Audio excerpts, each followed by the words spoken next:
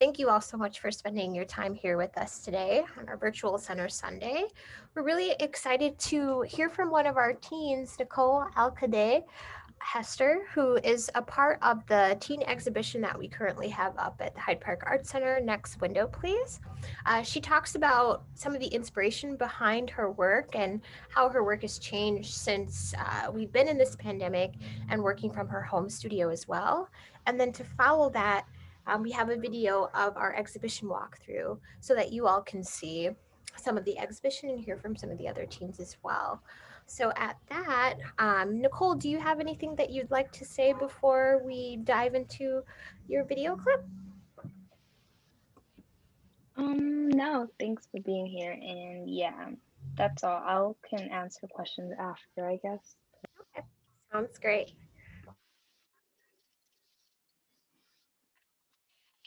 Um,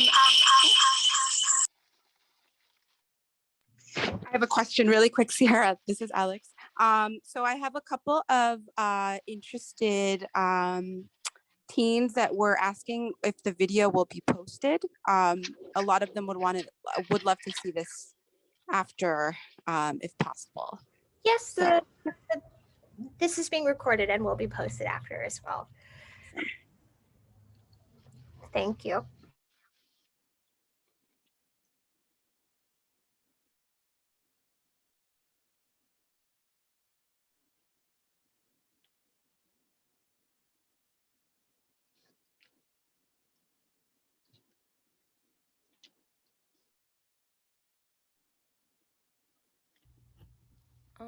Hi, my name is Nicole, and today I'm going to be talking about my at-home art practice as well as some of the work that I currently have up at the teen exhibition at the Art Center.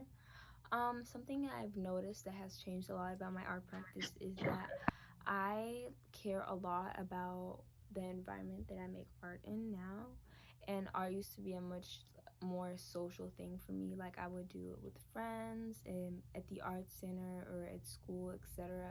I was like often around lots of people. I've definitely always done it alone or as an outlet, but now it's become a much more personal experience for me, just because yeah, being confined in my own space kind of forced me to make sure that the ambiance was right and the music that I liked was playing, smelled good, etc. And those were all things that I didn't really think of as much before, but now I really set like a mood when getting into painting or jewelry making, etc.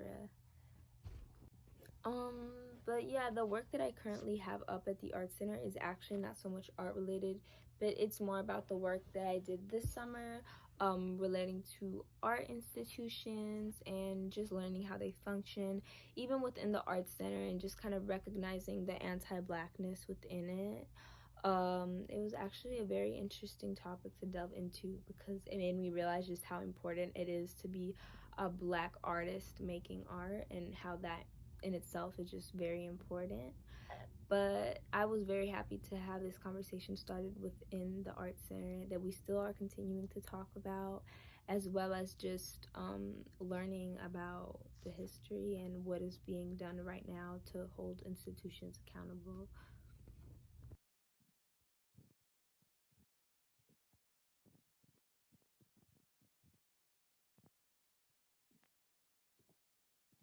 The art on view was made by teens from the Art Center after-school programs during the 2019-2020 academic year. The exhibition titled Next Window Please is borrowed from a photograph taken during the spring 2020 advanced photo class of a drive-through window filled with notes asking customers to move forward.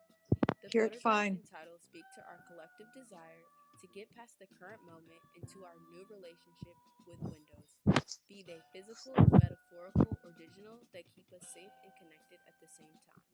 What unifies the work in the exhibition is the young artist's core value of solidarity, community care, and self love, which shine through the work on view.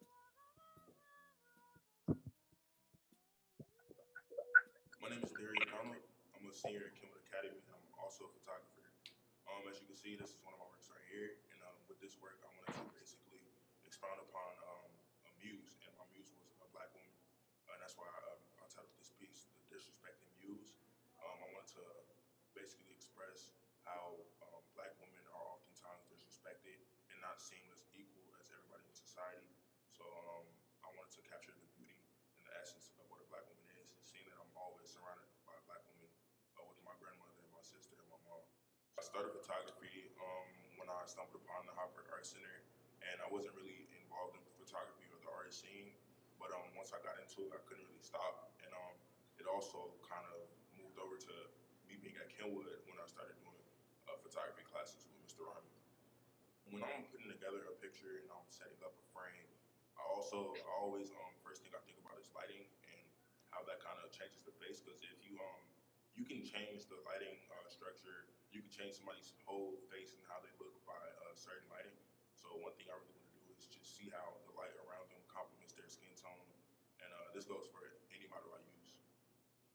With me being a new age photographer, I love digital. I would love to also switch to film, but right now, due to like circumstances, I'm basically just focused on digital and kind of mimicking film, which you can also see in this picture right here. I always wanted to be my own muse with my work, but it's just it's very stressful, and I see how models feel like being a muse all the time. It's very time consuming and just trying to understand how to pose and stuff like that. So I will eventually become my own muse, but at this moment, I'm just focusing on bringing out the beauty of other people. Honestly, I find beauty in anything, and I can just look at something random and just somehow pick something out that's beautiful. And I feel as if once you make the person or like the subject that you're shooting feel beautiful, you can capture that. Like, let's say I'm taking a picture of somebody, I might compliment them. Once you make that compliment and kind of expound upon their beauty, they understand it, and they kind of go hand in hand, and they feel beautiful. So the beauty is going to come out in the photography also. I want to photograph this model. Her name is can't think of her name, but she goes by Phoenix. She's a really nice model. She's an amputee, and I just feel as if I'm able to kind of expound upon her beauty, that would be like a nice milestone for myself. And for certain companies I want to work with or just kind of collab with, it would be Lyrical Lemonade. I feel as if they hold the whole culture in Chicago and kind of culture and music and hip hop, and I feel as if I can really add something to what they're going for. And another person I want to work with is Kim Products, which is a clothing brand I'm wearing right now, and just trying to, I don't know, try something new. Like I said before, I wasn't into the art community before I kind of stumbled upon this building. So I feel as if they kind of just gave me a chance to kind of, me being an athlete and me not knowing anything about art, they kind of like just took me in and kind of showed me certain things, and now I can call myself an artist, and I can call myself a photographer because of the certain things I've learned here. I've learned how to respect art and kind of look at art a different way, how other people might look at art. Hi, my name is Bianca Sly. I'm a student at Kenwood, and I've been going to the Art Center for about a year now. Started out in the photography program, but I was more passionate about painting and sculpting, so I've more transitioned into art shop along with YBA. So these are 3 pieces. I like to think of them as kind of heavenly bodies. I did these 2 at the beginning of quarantine, and I did this one maybe 4 months ago. I was inspired by the planets along with myself and women in general and what it means to be feminine. Femininity means a lot of different things to me. I think there's no right or wrong way to be feminine, but for me, I feel like it, just within myself, has to do with brightness and color and light. I think that women and feminine people in general just give off a lot of color, and that's why colors are bursting from this piece, which is a woman's bodice. I also feel like women are also very intertwined with the planets, especially the moon, which is why they kind of go together for me. I kind of considered that when I made these 2 pieces because I made them at the same time. And I really wanted to work with textures, which is why I use modeling base to make like the swirls along the lines. I like how that brings out kind of feelings within the work, and you can feel it, and like you can feel it physically along with how it feels in your mind and how you look at it. I also use that for the bottom of this piece, and I like that the colors all go together. A lot of women in my life have inspired me. Kind of every woman that I've ever met inspires me because they're all so different and they all just take on being a woman in different ways. My mom is obviously a huge inspiration to me about being a woman and being a strong woman, along with being an independent woman, along with just a lot of matriarchal figures that I've had in my life, from teachers to family to extended family. People my age inspire me as well because as like times change, how people express themselves change, especially how women express themselves. That changes so often. So yeah, I'm inspired by a lot of different women. My number one word of advice for being a woman and being feminine or just being true to yourself is not to compare yourself to others. That is the main downfall, whether you're talking about how you express yourself, how you feel about yourself, how you feel about things going on around you, or how you make art or want to step into art, because it will be the death of you. I also think that you should not think too much about things, because thinking too much will cloud what's really there inside, and it can sometimes make outside forces taint what you really want to do. I think that, yeah, I just think that you should stay true to what you think without letting other people affect what you want to do too much. My name is Zoe Sky or Zoe Rivera, either one is fine. These are some photographs I took over quarantine when we were kind of just like stuck in the house, and it's definitely focused on like femininity, and also like the flowers represent like life and like new beginnings, and also there's like dead flowers in the back as well, which kind of like represent like becoming, or like the death of like, I don't know, like your old self. The process was it was kind of hard because I don't have a camera. Well, now I do, but when I was taking them, I don't have a camera, so I was doing it off my phone, and I didn't like really have that many materials to work with because I was just like in my house. But I definitely made it work. Like I found like a ring light, and like I was like stacking a bunch of books to like have my phone like against like something to like hold it up. But it was definitely hard, but I feel like I really liked the outcome, and I mean, it worked out in the end. There's a lot of limitations, just like being in the house and like not being able to be around people. Like I feel like I really wanted, I had just started getting into photography, and I wanted to like capture other people, but I was kind of just like stuck in my own space. So I kind of just had to like work with what I had and make the best of my space. I think my work will change drastically just even being inside. Like I've grown so much as an artist, and I think quarantine was really like a changing point for me in my art, and just like I think working with what I had was like super humbling, and it made me more like creative and more like useful of my materials, if that makes sense.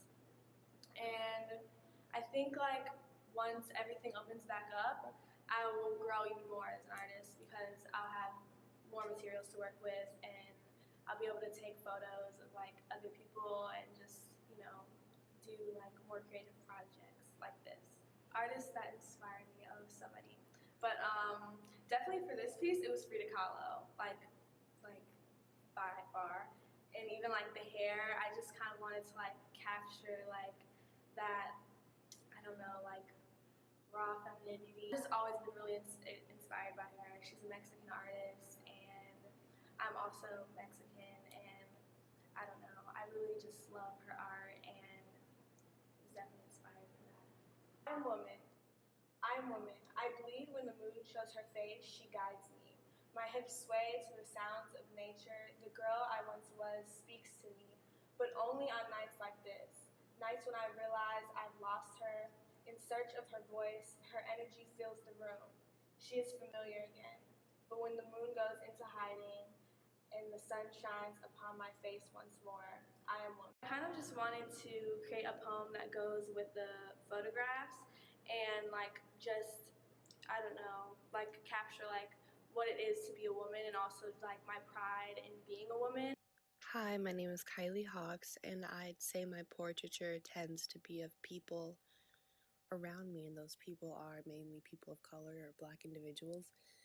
And through this one project where you see two images of the two young men, I kind of wanted to touch in on the lack of freedom, I guess, that comes with masculinity and maybe Black young men trying to grow into their masculinity, and the lack of emotional freedom that comes with that. And so here I kind of also took reference to the movie Moonlight with being at the beach and then using the glitter as teardrops to signify their value and the value in being emotional and vulnerable, especially as Black men in our society. And with this other image of my friend that you see is actually a film print, and it is a part of a project where I wanted to photograph Black femmes or Black women in their places of comfort.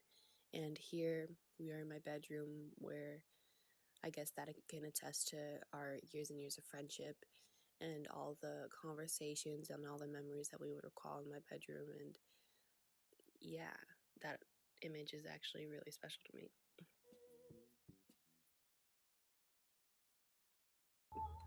All right. Just wanted to share that video of the teen exhibition so that folks could get a bit of background about the showcase. Next window, please. And also, would love to ask Nicole some more questions about her practice. Yeah, hi.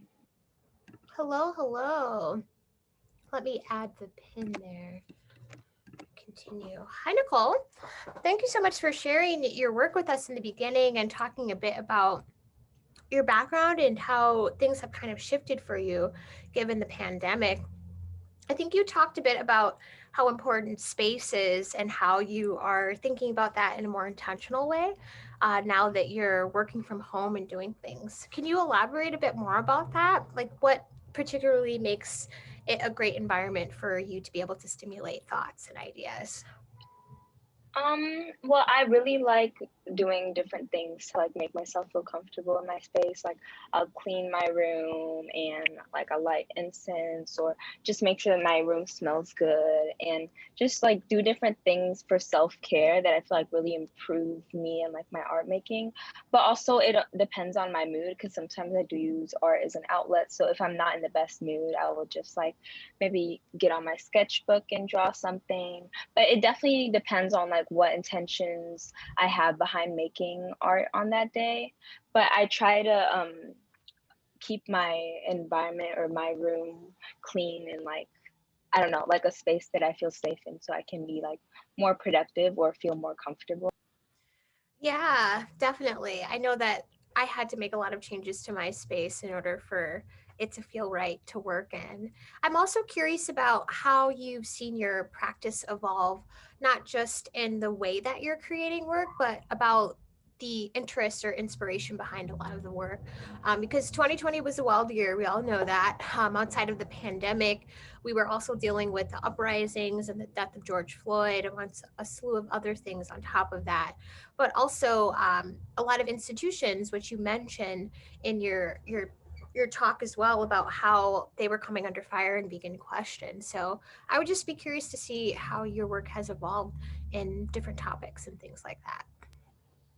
I feel like I've realized that there's no like specific kind of work that I want to do because I'm passionate about many things, and especially like when it comes to like abolition and just institutional like issues that especially within the art community I feel like can be very like affect me and like my peers. So I felt really inclined, especially this last summer, to kind of educate myself and learn more about that. So that's definitely something that I've been leaning more towards is just like educating myself about the art community and just like besides just art making, like what places am I welcomed in, and like what places were built for me and made for me. I also during the summer had an internship with Fahim Majid at the Southside Cultural Center, and it really had me thinking and introduced me to like a lot of different artists that I had never heard about before. So lately, my art has kind of been more research and learning, as well as just making art as an outlet and to support myself and my mental health. Yeah, that's really awesome. Can you talk a bit more about your internship at the Southside Community Arts Center? I'm sure with a space like that alongside the Hyde Park Art Center, both have been around for about 80 years and you're a young person. So what does it feel to work with like these two institutions that have been around for so long, and like what are you taking away from those experiences that you're gaining? I really liked it. The Southside Cultural Center really like set up like a completely different perspective for me. It was actually like, and it was only 2 weeks, but I got so much out of it. And I really learned like this whole obsession with like I guess putting your art and like making yourself be known and stuff like that, and like this kind of obsession that people have with like being validated by like putting their art in like certain spaces and stuff like that. And it's like having your art put up in a certain place makes it better, and just stuff like that that I really unlearned, because I realized that art can be such a personal thing, and that small communities and like small institutions are just as important and valid as these other ones that we want our art to be in so bad, which is obviously understandable because it's like what we've been taught, and it's like a lot of self-worth kind of is pushed on us on those like institutions, I guess. But I realized that I did not need the approval of like other people, and that communities are really important. Yeah, that's a very insightful kind of reflection to make, especially at your age. I think a lot of older artists are still having to unlearn some of those things as well. And there's a lot of elitism within the art world also. And I definitely want to dive a bit in to talk about your piece in the show, specifically the transparency and accountability of institutions letter. I can read that for folks if you want to hear some of it as well. And then if you want to talk a bit about it, Nicole, we can dive into that. So, this is a transparency and accountability of institutions, a letter from the Hyde Park Art Center's Youth Board of Artists, written by Nicole Alcade-Hester. And this was also in response to the Teen Creative Agency at the MCA, but it sparked this larger conversation around institutions as a whole, and specifically about police brutality, about how they're treating labor practices across the board, a lot of those conversations that we were having this past summer. So the letter starts as, we, as a predominantly Black art collective, have been following what the current moment demands as we reconsider the role that museums play within Chicago and society at large. The structural inequities that have surfaced across institutions have YBA to reflect on how they contribute to racial injustice. We are especially disappointed with institutions' ties to CPD, a department that jeopardizes our lives and instills fear in our communities. We take the actions that institutions have not done to protect our Black community very personally. While we question all cultural institutions during this political health crisis, we wonder how much of our lives are valued as we see many arts institutions also begin reopening in the face of a pandemic that continues to disproportionately affect Black and Brown communities the most. From our perspective, we've learned how art spaces and institutions have profited from Black and Brown artists and their workers to then use that money to fund the police, an already overfunded and dangerous department, instead of reinvesting in BIPOC communities with jobs and healthcare. The funds donated to police are disproportionate given how powerful art institutions across America have become due to underpaid labor and the gentrification of neighborhoods within their connection with contemporary art. Most museums are also sitting in the center of the city, which we acknowledge is an urban design issue, but we still frown upon the inaccessibility of museums' programs and urge them to redistribute resources across the south side and west sides of Chicago and not solely invest in downtown. What would it look like for the museum to come to us? Who is the institution really serving? Our members regularly visit these cultural institutions. We have invested our money and our time and feel betrayed by actions of exploitation. As Black artists, we already feel that we aren't allowed certain liberties that white artists are automatically entitled to. We see in our community in America that was not built for us. We will continue to investigate and research the many ways in which nonprofits function. This statement is not final until we begin to see the change that is demanded from artists and citizens across the city. For now, we stand with all young artists and museum youth organizations taking action for better museums. We stand with all of our YBA members as they grapple with these injustices by expressing them through the many mediums and perspectives that you'll see here. We ask all institutions to live up to their stated values and prioritize the lives of Black and Brown communities so that we can once again feel that they are safe spaces we once trusted. Very, very powerful letter. Um, do you feel that now, having been a couple months outside of summer in 2020, that any of these institutions have made any changes in those regards that you all were calling out or demanding for? How do you feel about things? Honestly, I feel like I haven't seen that much change, or at least not as much change as I would like to see. And it's like I've realized that a lot of it, I guess, is like what do you expect from these places, you know? But I do like I am glad that we got the message across because I feel like even these demands reflected upon like other institutions like smaller ones like the Hyde Park Art Center definitely started taking somewhat of some steps towards like fixing these issues within our own community. So I'm just happy that I guess people learned about this issue and these words were said because even if like larger institutions don't really listen to us, we know that like grassroots organizations and like smaller institutions are always going to um I guess try harder and like listen to these demands. Yeah, I think that's definitely true. And I think that, when you have institutions that have been around for that long, we don't want like lip service or, false promises and things. You really have to take a look internally and at the infrastructure and really begin to rebuild. There's a lot of things that can't just be changed. You have to really take the microscope and like analyze how we can move and forge forward in those ways. What would you say that you would need from a museum or institution in order for you and your peers to feel safe? Wow, that question has like a lot of different answers, but I guess like definitely police. That was like a main thing that I remember talking to with my peers, like just police and like vigilante presence that is sometimes like there and like really intimidate like Black audiences often. And then just like a more welcoming environment, I feel, in a more accessible one, which I also talk about a little bit in the letter. But that are just some of the things. Like, there's definitely a lot more, but those are just a few. Yeah, I really especially like the bit about what would the institution look like if they came to them.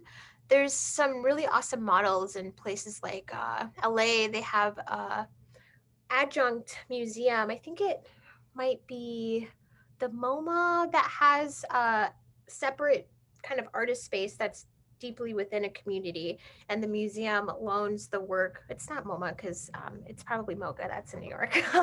But the museum loans the work to this space that's directly within a community, and they do completely separate programs. So they brought a bit of the museum to the people. And I know that there's been talks about models like that as well too. But then there's also this larger conversation of how do you involve the community within that? Because what we don't want is for this institution to just randomly come to a neighborhood and insert themselves in it. You have to work in tandem with the community as well too. I would also be curious to hear about what are some of your first interactions with art or institutions? Like, do you remember your first time going to a gallery or to a museum and what that was like for you? Honestly, not really, just because I feel like I grew up around a lot of art. Like my family, my grandmother is a painter, and my uncle is also a painter. There's a lot of art in my family. So from a young age, I've kind of always been shown art or like gone to like museums. So I can't really tell you the first time. but I definitely have memories at like the MCA and like museums like that in Chicago that I vividly remember going to as like a child. So it's definitely strange to think about it now, how like my thoughts have really changed around these places. But yeah, that's probably the first ones that I could remember off the bat. That's awesome that you kind of grew up in an artistic household and family. Um, do you find inspiration from those members in your family? And how did you dive into making art yourself?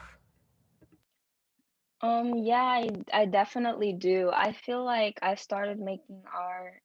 I feel like I've always done it kind of like as a coping mechanism, and I've always been like really into fashion and things like that. Like when I was very young, I wanted to be a fashion designer really bad. I've definitely always been involved in arts. I feel like more recently in the past few years when I started to consider myself an artist, because I realized I feel like that title used to intimidate me for a really long time. But I realized that it's like a much more simpler thing that like I made it out to be. It is just like I make art and I love doing that, and that makes me an artist. And I realized it didn't have to be like me being extremely talented or extremely like amazing at something. It's just like an expression, a way of self-expression, and what I love to do. Yeah, I find that a lot of people have a hard time calling themselves an artist because it feels like it's this higher thing, but really art isn't everything, and there's so many different spectrums and like forms of art um, that there are out there. How would you say that the being a part of the team program at the Hyde Park Art Center has influenced your practice or your work or aspirations towards that? So my first year at the art center, I took photography, and I really liked it. I feel like the art center has really given me a chance to experiment with different mediums. So, I guess like the influence from the teen programs would be like mainly photography. I really got into photography due to that course.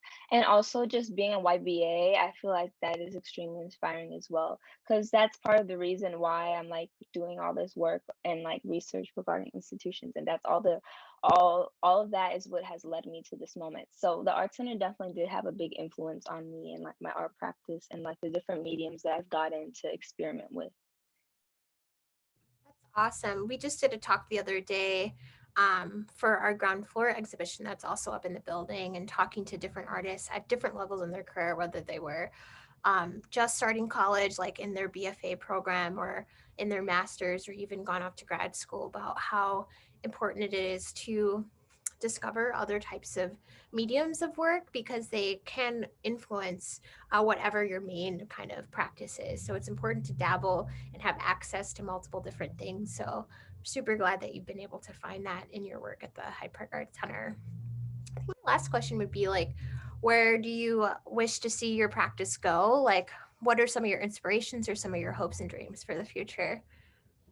Well, I've actually been thinking about this a lot recently, and I honestly don't know. Like, I feel like even thinking about what my main medium is, I feel like I don't really have one. Like, I truly just am all over the place, and I kind of love that. Like, I love doing all kinds of art practices, but I'm thinking about maybe doing something like fashion related in the future, or yeah, just like multimedia art as well. I'm like really all over the place, but I think that for right now, I'm okay with that. And yeah, I don't know. I just want to create things that people wear, create things that people enjoy having or enjoy looking at and inspire people. That's awesome. We'll have to connect you with some fashion folks. So maybe you can do an internship or a study or following of someone. But thank you so much, Nicole, for sharing with us today. Really glad to hear more about your work. Powerful writing and powerful letter. I hope that all institutions really heed to some of those things that you talked about as well. Just want to take some time. Does anyone have any questions for Nicole or any comments or anything? Feel free to unmute yourself and ask. Otherwise, we'll let folks go enjoy this beautiful Sunday before the sun goes down.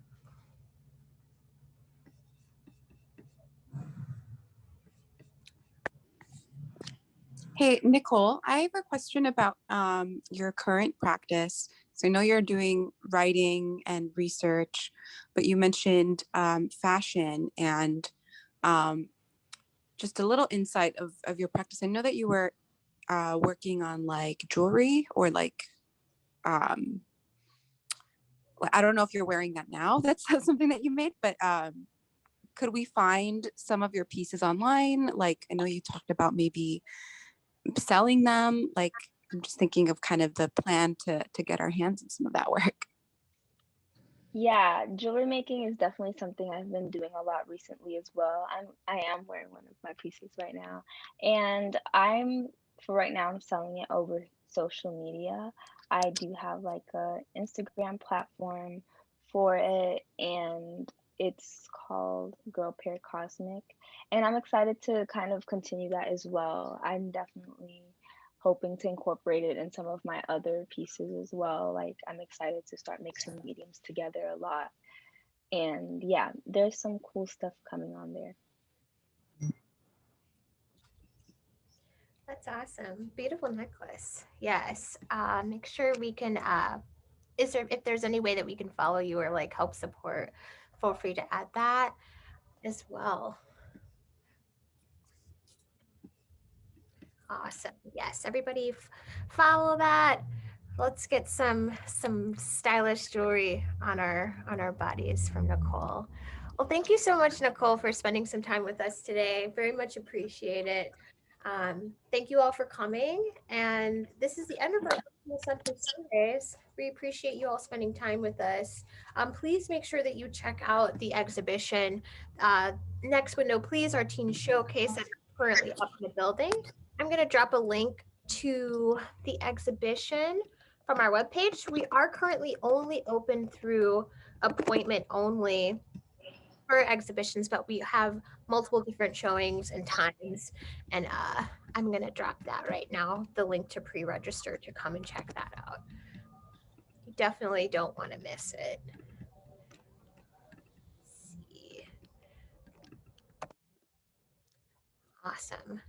Well, thank you all. And thank you, Nicole. Talk to you soon. Thank you. Have a good afternoon. You as well. Bye, all.